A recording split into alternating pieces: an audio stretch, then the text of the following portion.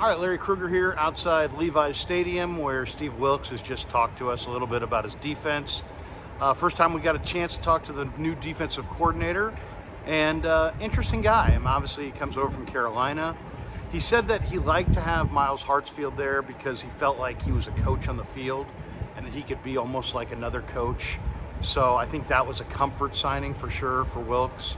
He talked about how he really liked Isaiah Oliver, how he likes his length and his talent to play that nickel spot.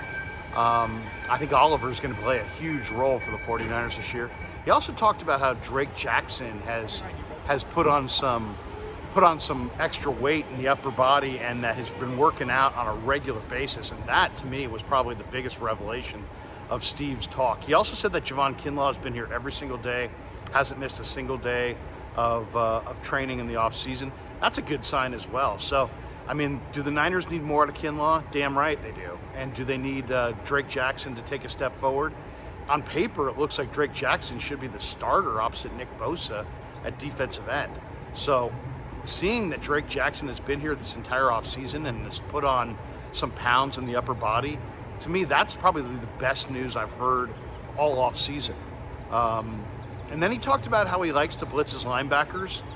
D. Winters and Jalen Graham, they added a couple real fast linebackers this offseason. And, you know, he basically talked about how he loves he doesn't love to blitz a lot, but he blitzes, probably going to blitz more than D'Amico. And get ready to see those linebackers, whether it be Warner, Greenlaw, Marcelino McCrary-Ball, D. Winters, Jalen Graham. These guys are going to blitz. You're going to see them blitzing more. I think that's definitely an element. He's also going to play a lot of cover three. Talked a little bit about how he loved Jair Brown, and he feels like Jair Brown is a major addition for them. So that's the first round pick, or the third round pick, their first pick out of Penn State. They just said, when he watched film of Jair Brown, he makes plays. That's what he kept saying. He's like, hey, this guy makes plays. As far as he was asked about coverages and does he prefer zone versus man, he said he's going to mix it up. But I think, what you're going to see is you're going to see a lot of cover three. If Steve's, philosophy in previous stops carries over to here, I think what you're going to see is zone defense, a big mix of zone with a lot of cover three mixed into that zone. So of their zone looks, get ready to see the cover three with Fonga in the box, Gibson in the deep middle, potentially Jair Brown down the road in the deep middle. But that's what I think what you're going to look at on defense. And then, we talked about Darrell Luter and how he likes Luter and the length of Luter and the talent that Luter brings on the corner. So, I thought it was interesting. I mean, when you look at this secondary, you have Darrell Luter, brand new guy, Jair Brown, brand new guy, Myles Hartsfield comes over from Carolina. Steve described him as kind of a coach on the field. And then Isaiah Oliver, a veteran who's played the slot, comes over. And, I think one thing he didn't say, but, he could have said, was that, the 49ers lost some alphas in Emmanuel Mosley and Jimmy Ward. I mean, guys that are not just defensive backs, guys that are leaders, guys that are big-time guys. So they didn't just need to replace those guys. They needed to replace leaders. And I think in Jair Brown and Darrell Luter, they've got some mature defensive backs. And then in Hartsfield and Oliver, they've got guys that Steve's real comfortable with. Oliver, of course, played for the Falcons last year, which is in the division. So he knows Oliver real well. And then Hartsfield played for him. And, he said, hey, sometimes it's important to have that one guy who can kind of impart wisdom to other people and be like a coach on the field. And kind of, when you're trying to introduce your program and start a new culture, a lot of times it's really important that you get guys who are, really absolutely see it the way you see it, let's just say. And guys that are going to be big-time players for you in your secondary are going to be key for a guy like Wilks. Wilks also talked about how he'll probably be up in the box on game day. He also said he'll be coaching, overseeing the coaching of the defensive backs. You got Johnny Holland coaching the linebackers, and of course Chris Kosarek coaching the defensive linemen. But Steve's going to focus on coaching the DBs. That's his strength. Steve was a DB at Appalachian State going way back. So he said that everything with the Niners on defense starts up front. He's really eager to get a big rush. He said he's texted back and forth with Javon Hargrave, and he's really excited to have Hargrave.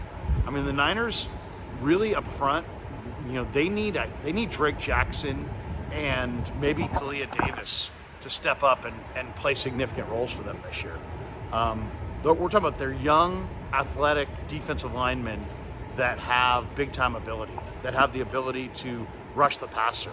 And nothing against Cleveland Farrell or Austin Bryant or Kerry Hyder, but Drake Jackson on paper is the guy that should ascend to that starting defensive end spot opposite Nick Bosa. And for me to hear that Drake has been here every single day, lifting, working out, putting on good weight in the upper body, and to me that's huge. That's probably the biggest story that came out of the Wilks conversation, because if Drake has a big year, the 49ers are going to be a much better football player, much better football team. If Drake has a big season, man, the 49ers are going to be a tough team to beat.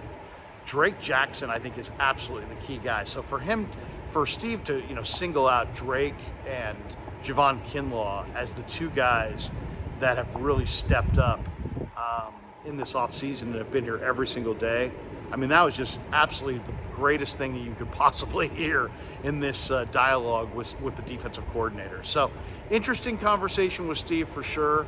I definitely, to sum it up, I would say, everything that happens with the Niners happens up front. You're still going to see a lot of the games, the stunts and the twists and a lot of the stuff that you saw last year with Kosaric. I think you're going to see more of that this year. But get ready to see a lot of, when they do play zone, it's going to be a lot of cover 3. And I think you're going to see more blitzes involving the linebackers. I think you're going to see, Warner and Greenlaw and Marcelino. I think these guys are going to shoot gaps. D. Winters, if you watch the national championship semi, when D. Winters and TCU took down Michigan, Winters was shooting gaps and firing into the backfield, sometimes on some delayed blitzes, but usually just read and react and going and no hesitation. And I think they're going to take advantage of their speed at linebackers. So get ready for a little bit more blitzing. Get ready for a predominant zone with a lot of cover 3. Get ready for some linebacker blitzes, and I think it's get ready for a front line that has Hargrave, Bosa, and Armstead all ready to put heat on the quarterback. And if Jackson can step into that starting role, then maybe they don't need Yannick Ngakoue. Maybe they don't need Leonard Floyd. Maybe the 49ers are fine as is. Maybe they can get by with Drake Jackson as their starter at defensive end. To me, that was my biggest takeaway, is that Drake Jackson has looked great this offseason, and I can't wait to see the rookie minicamp. We'll have more later on from Santa Clara. Thanks for supporting the Krueger Show. Check out Pig in a Pickle in Emeryville and Corte Madera.